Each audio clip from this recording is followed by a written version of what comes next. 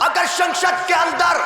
قرآن کے آئین کو لایا جائے، اگر سپریم کورٹ کے اندر قرآن کو لایا جائے، رب کعبہ کی قسم کسی ہندوستانی ناستک کے ہمت نہیں ہوگی بنگلہ دیش کے اندر گھس کر عثمان ہادی کو گولی چلائے۔ مجھے اور آپ کو ہمیں افسوس کے ساتھ یہ کہنا پڑتا ہے، ہمارا بنگلہ دیش کی آپ تاریخ پڑھیے، اس کی اسٹڈی کریے۔ دس از آف مسلم کنٹری، بنگلہ دیش ہو یا پاکستان ہو، یہ مسلمانوں کی کنٹری ہے، لیکن یہاں پر سنسد کے اندر انگریزوں کے قانون کو لایا جاتا ہے۔ اگر اس ملک کے اندر، اگر سنسد کے اندر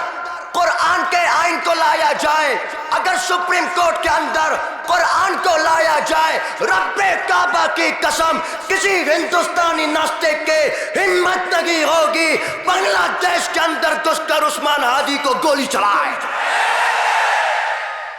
آج مجھے اور آپ کو یہ افسوس کے ساتھ کہنا پڑ رہا ہے، ہمارے خون، ہمارا رگ تو ٹھنڈا ہو گیا،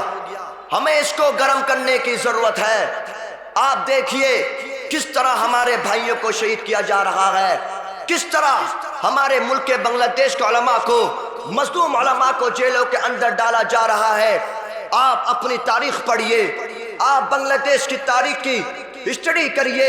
اس کی ہسٹوری پڑھیے۔ آپ، یہی بنگلہ دیش کی قوم تھی جس نے عیسائیوں کے ساتھ جدو کر کر عیسائیوں کو بھگایا تھا۔ یہی بنگلہ دیش کی قوم تھی کہ جس نے ریشمی رومال کے اوپر جہاد کیا تھا۔ یہی بنگلہ دیش کی قوم تھی کہ جس نے ناستک دلجیت سنگھ کے ٹکڑے کر دیے تھے۔ یہی بنگلہ دیش کی قوم تھی کہ جس نے 2013 کو شپلا چتر کے میدانوں میں اپنا رکت دیا تھا، اپنا جیون دیا تھا۔ یہی بنگلہ دیش کی قوم تھی کہ جس نے 2024 کو گولی کھانے کے بعد اسی خونی کو چوٹی سے مار مار کر بھگا دیا تھا۔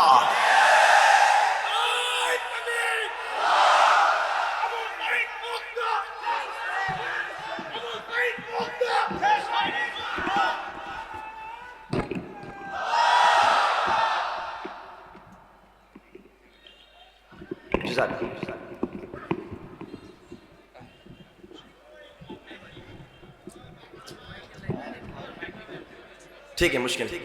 میرے پیارے بھائیوں، اسی لیے اپنے آپ کو ابھی سے آپ ویکنیس نہیں کریے، اپنے آپ کو مضبوط کیجئے۔ دنیا کے ناستک والوں کو اس علیجیہ مدرسے سے پیغام دیجئے، تم نے ایک اس ینگسٹر عثمان ہادی کو گولی چلائی، تم کیا سمجھتے ہو اب ایک عثمان ہادی نہیں، صرف بنگلہ دیش سے نہیں، پوری پرتھوی سے کوٹی کوٹی مجاہد عثمان ہادی کی طرح نکل پڑیں گے انشاءاللہ۔ آپ اس بات کو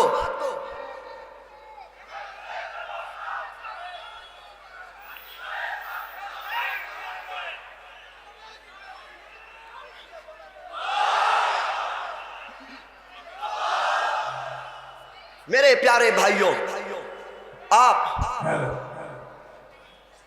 آپ اس بات کی ٹینشن بالکل مت کریے گا۔ اللہ رب العزت نے وعدہ لیا، اللہ رب العزت نے کہا وَمَكَرُوا وَمَكَرَ اللَّهُ، ایک مشن ان ناستک لوگوں کا ہے اور ایک مشن اللہ کا ہے، وَاللَّهُ خَيْرُ الْمَاكِرِينَ، اور اللہ ہی رب العزت ہے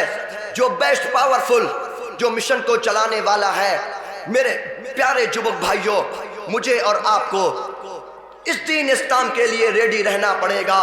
مجھے اور آپ کو دین اسلام کے پتاخے کے لیے تیار رہنا پڑے گا،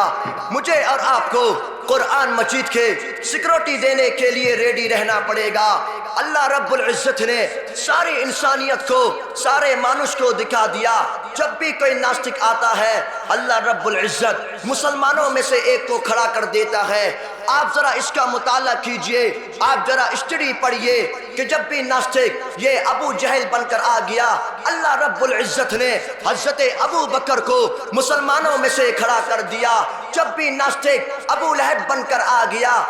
مسلمانوں کی طرف سے حضرت عمر فاروق کو اللہ نے کھڑا کر دیا۔ جب بھی ناستک عتبہ بن کر آ گیا مسلمانوں کی طرف سے اللہ نے عثمان غنی کو کھڑا کر دیا، جب بھی ناستک شیبہ بن کر آ گیا مسلمانوں کی طرف سے اللہ نے حضرت علی کو کھڑا کر دیا، جب بھی ناستک منصوری کی شکل میں آ گیا اللہ رب العزت نے مسلمانوں میں سے امام ابو حنیفہ کو کھڑا کر دیا، جب بھی ناستک یہ ملحد دہریہ بن کر آ گیا مسلمانوں کی طرف سے اللہ نے احمد بن حنبل کو کھڑا کر دیا، جب بھی ناستک یہ روس بن کر آ گیا مسلمانوں کی طرف سے اللہ نے ملا عمر کو کھڑا کر دیا، جب بھی ناستک یہ امریکہ کی شکل میں آ گیا بن لادن مسلمانوں کی طرف سے اللہ نے کھڑا کر دیا، جب بھی ناستک سیریا کی شکل میں آ گیا ابو عبیدہ جیسے نوجوانوں کو اللہ نے مسلمانوں میں سے کھڑا کر دیا، جب بھی ناستک انگریز کانگریس کی بن کر آ گیا